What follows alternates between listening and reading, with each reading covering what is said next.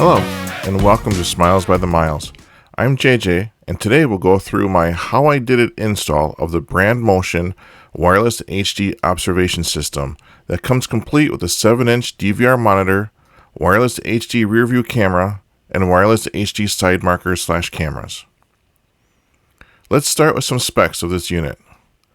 The rearview unit that I purchased came with a 7-inch LCD screen that does have a DVR in it and supports multiple views, as it does support up to 4 cameras. The cameras are IP68 water resistant, enhanced color night vision, metal enclosures, and can run on 12 or 24 volts. Let's go over what's in the box. This kit comes with a 12 volt 7-inch LCD monitor. It has a rearview camera, mounting kit for the wired or non-wired prepped campers.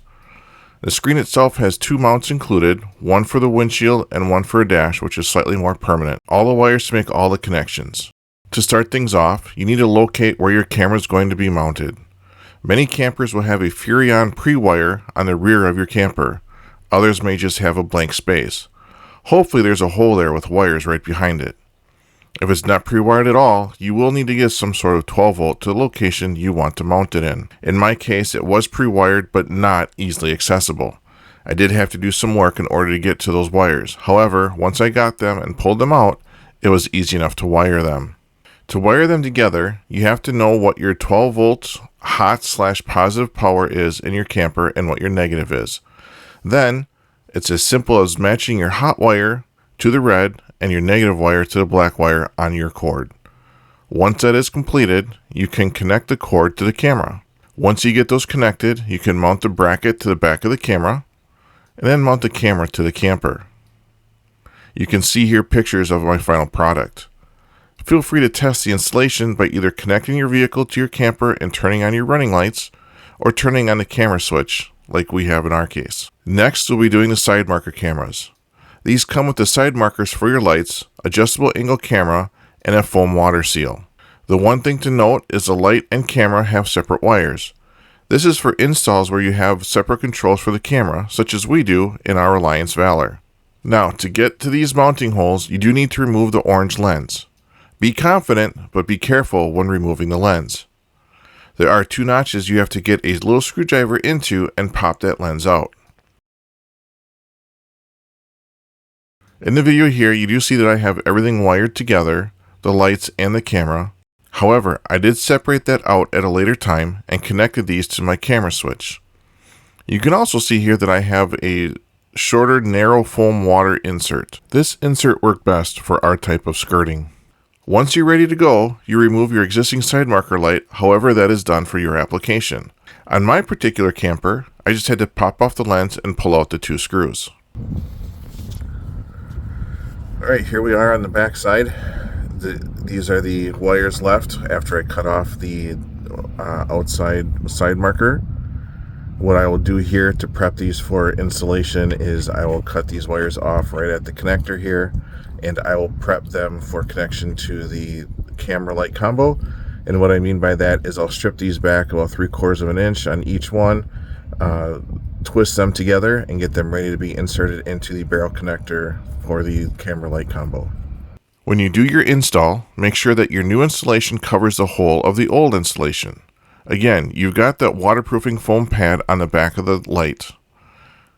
Make sure that that fully surrounds or covers the top portion of the hole so that no water can get into your side panel. Now in my case, it's just tin, so if water did get in there, it's going to run right back out the other side. In some cases, this is a sidewall, and you definitely do not want to get water in your sidewall. Here we have the connections done. And now again, just remember, I did crimp this all in such a fashion that it would be using the vehicle power. I did, however, separate that out later when I re-ran some new wiring to put those cameras to our camera switch. I set the camera as level as I could to the camper.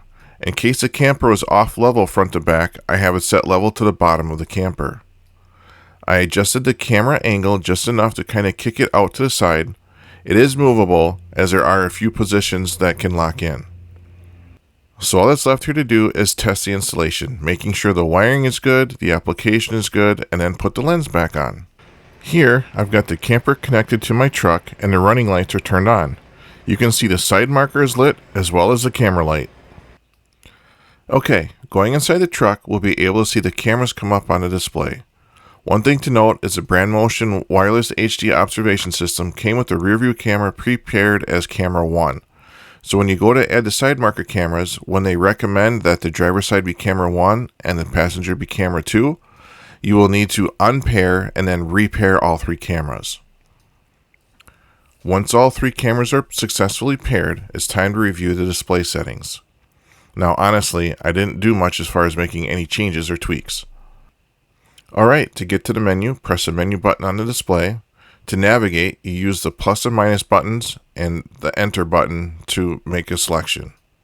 This is not a touchscreen. Here's some quick highlights. You can adjust your base picture, contrast, brightness, those kinds of things. You can do your cameras per screen modes. There's several modes where you can do multiple cameras or a single camera. It does have a DVR, but it does require a full-size SD card, not the micro card, and it will only record what is displayed on your screen. So if you have 1 camera displayed on the screen, but you have 3 cameras installed like I do, you're only going to get a recording of what you're watching. It doesn't record the other screens in the background. As far as viewing, in my initial installation, I only had the rear view camera installed for our first trip out. It was a little laggy, but it wasn't terrible, and the picture was crystal clear. I could see everything I needed to for both traveling and while I was parking. Since that first trip, I added the side marker cameras. I intend to try the view that you see in this video, which is the rear view on top and the sides split on the bottom. To easily switch between the views, you simply press the camera button on the display.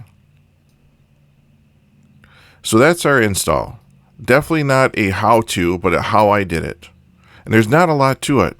Install the 3 cameras, mount your screen, pair the cameras, and you're pretty much good to go. Post any questions in the comments below, and until next time, always be looking for those smiles by the miles.